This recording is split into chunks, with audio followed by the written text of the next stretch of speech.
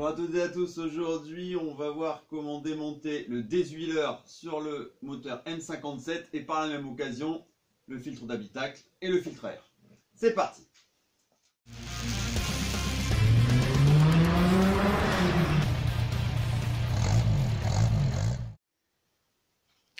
Donc là on est sur la E46 avec le M57. Ça sera la même manip pour le M47 qui est en 4 cylindres, celui-là est en 6, mais ça sera exactement la même chose parce que c'est la même architecture moteur. Vous allez vous dire pourquoi je parle de déshuileur sur le moteur et aussi du filtre à air et du filtre d'habitacle qui sont trois choses totalement différentes. Tout simplement parce que le filtre d'habitacle est ici. Le filtre à air se trouve sur la partie latérale du moteur ici et le déshuileur est planqué là-bas derrière. Donc concrètement, pour accéder au déshuileur, il vous faut démonter la partie supérieure avec le filtre d'habitacle. Donc c'est l'occasion de le nettoyer ou de le remplacer à ce moment-là. Il faut démonter la partie latérale où il y a le filtre à air. Idem, c'est l'occasion de le souffler un coup ou d'en mettre un neuf pour accéder au déshuileur. Donc on va avoir on va avoir ces trois manips là en même temps.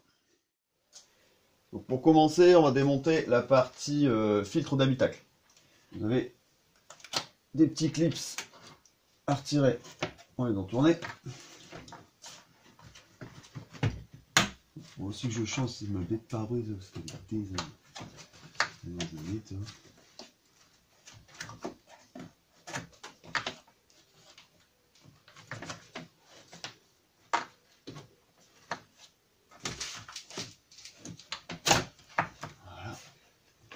voilà.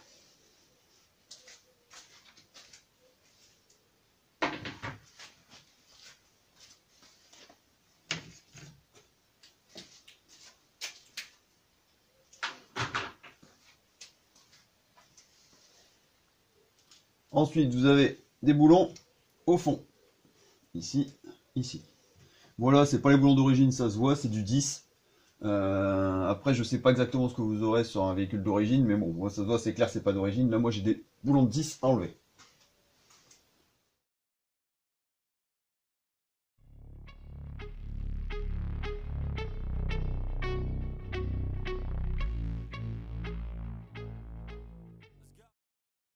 Donc là maintenant on va déposer la partie filtre à air avec toutes les BTR en 5. Let's go. 1, 2, 3, 4 steps I take from my bed to the floor.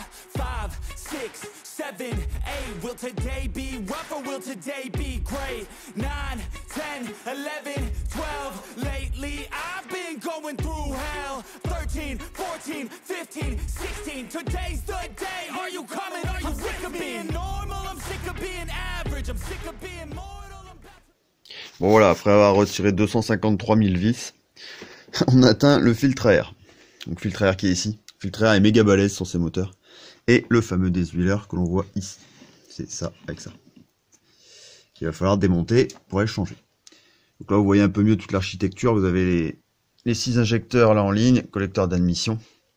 On a accès à tout, hein, du moment qu'on a démonté cette partie. Là je vous le montre, il y a ce câble qui reste là, qui emmerde un peu le monde parce qu'il est devant.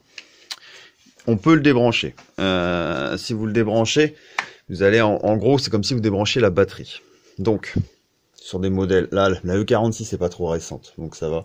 Mais quand vous êtes, si vous êtes équipé de valises pour pouvoir réinitialiser et compagnie, vous pouvez le débrancher sans trop d'inquiétude.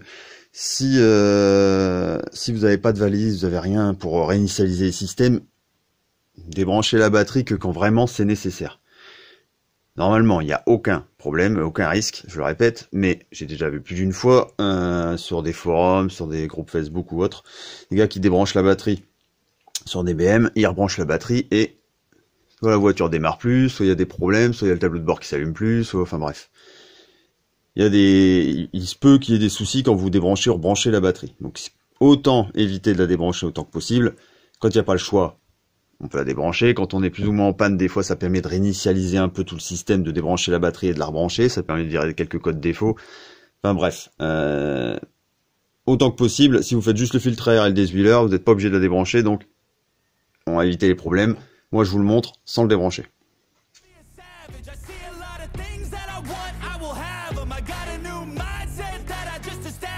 march through the cold with the nails on the pavement. I'll shovel that coal just to get out the basement. My story will be told, helping others make changes. I'll be so bold they will watch in amazement. Am I gonna face it? Am I gonna chase it? Am I gonna start over? I keep waiting. Time is limited, quickly fading. Get my mind right, it's my time to take it. Am I gonna face it? Donc voilà, le compartiment du désuéleur dans le couve-culasse.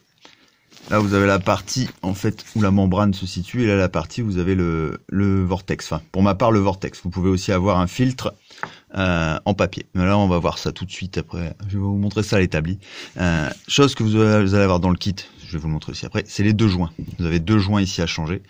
Et c'est important de les faire, sinon vous avez des jolies petites fuites qui remplissent votre couve-culasse. Donc, nous voici à l'établi. Alors, j'ai acheté ce petit kit, qui est un kit complet. Vous avez les deux joints, le filtre vortex et tout le corps. Vous allez me dire, quand on a le vortex, on n'est pas obligé de le changer. C'est vrai. C'est pas une obligation. Après, le changer une fois de temps en temps, c'est pas non plus une mauvaise idée, parce qu'il peut s'encrasser et devenir un peu merdique à l'intérieur, bien que ça se nettoie. Moi là, je l'ai pris neuf parce que je ne sais pas depuis quand ça n'a pas été changé. Et de toute façon, je voulais avoir les deux joints. Je pouvais aussi les acheter à part, mais bon, j'ai tout pris ensemble. Et le chapeau, normalement, on ne le change pas. Quand vous allez acheter un kit, vous allez souvent avoir les deux joints, le vortex ou le filtre coton, que je vous mets ici en photo pour vous montrer l'exemple. Et vous ne changez pas le couvercle. Vous reprenez l'ancien et vous remettez l'ancien. Moi, pourquoi je le change? Parce qu'ici, vous pouvez voir une membrane. Vous voyez, elle est orange. Sans celui-là, je ne vais pas m'avancer, mais je suis quasiment certain que la membrane, elle est sèche, carbonisée et défoncée. Donc, je vais en mettre un nouveau avec une nouvelle membrane. Si vous voulez savoir pourquoi je fais ça, c'est parce que si vous prenez le cas de la E91, j'avais eu le souci sur le cache-culbuteur, enfin le couvre-culasse. Il y a peu de gens qui le font, mais ça occasionne des soucis et ça peut occasionner une surpression dans le moteur et au niveau du moteur, du fait de cette fameuse membrane qui durcit et qui ne laisse plus passer correctement ou qui laisse passer tout le temps l'huile.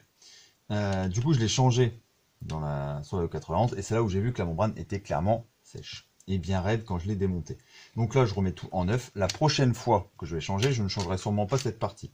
Je la laisserai, puisque je sais qu'elle est neuve, et je ne changerai que le vortex ou je le nettoierai. Quand vous regardez, c'est quand même un truc avec deux trous. Ça se nettoie, un coup de nettoyer en frein, un coup de gasoil, un coup de ce que vous voulez. Vous pouvez le nettoyer, vous le séchez et vous le remontez.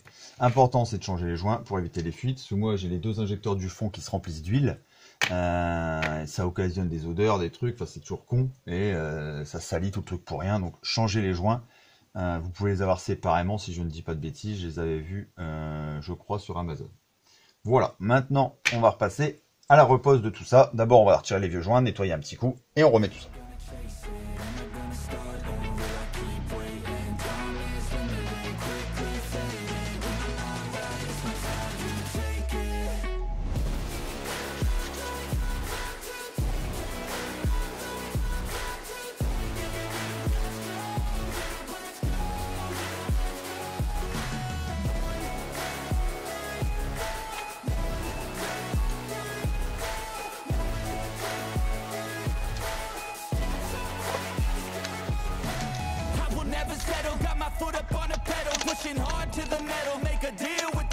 Channel rage through my vessel into something that is special. Energy of a rebel going up a level. I just wanna be greatness. I could feel changes, turn a new page and tie up my laces. I will be the bravest, break out of my cages. I will not be nameless, I will not be aimless.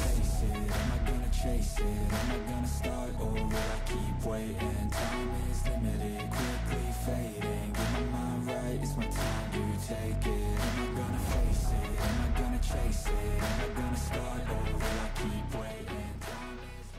Bon, maintenant qu'on a démonté tout ça, évidemment, on change le filtre à air. C'est tellement galère, il y a tellement de vis. Ça, c'est tout bidon, hein. Vous prenez, vous tirez, clac, clac. Il n'y a rien de fou. Moi, je vais passer un petit coup de nettoyage dans la boîte qui est là en dessous. Et ensuite, il suffit de réenfiler le filtre.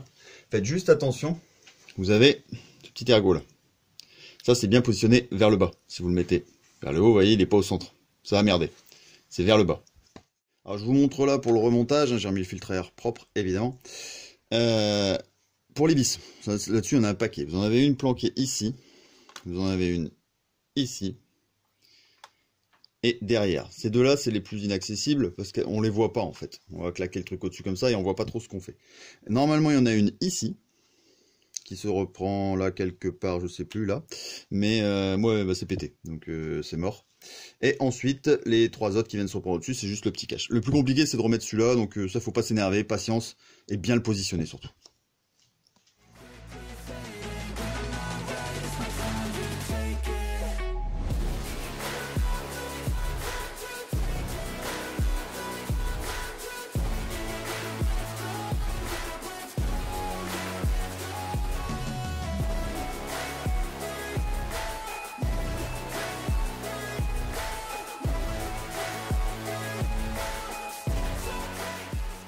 Donc voilà les amis, c'est terminé pour ces filtres. Le filtre d'habitat, je dois encore le remonter, je vais faire ça en vitesse. Moi je le change pas parce qu'il n'était pas dispo quand j'ai passé la commande et je voulais pas attendre. Là je vais juste le nettoyer, le souffler, je vais le remettre et je le changerai une autre fois. Vous avez vu, c'est très facile, vous avez trois petits pions à soulever, vous l'attrapez direct. Donc je recommanderais ça prochainement.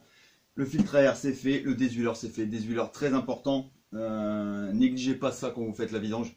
Ça serait une erreur parce que c'est un risque de péter le turbo et d'occasionner un paquet de problèmes moteurs. En gros, pour les anciens mécanos qui sont habitués avec les anciennes bagnoles, c'est ni plus ni moins que le reniflard, quoi.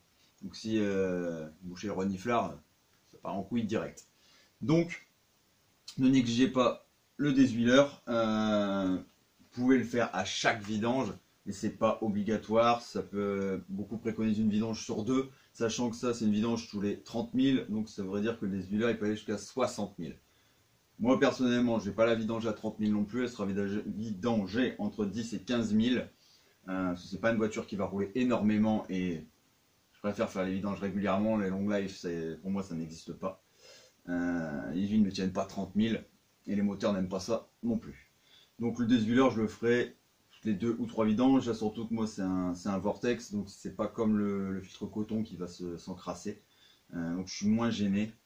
Voilà, je pense qu'on a fait le tour de la question. N'hésitez pas, justement, si vous avez des questions, n'hésitez pas à laisser des commentaires, à partager et à liker, ça fait toujours plaisir. Je vous dis à très bientôt, bonne bricole et surtout, prenez soin de vous. Ciao!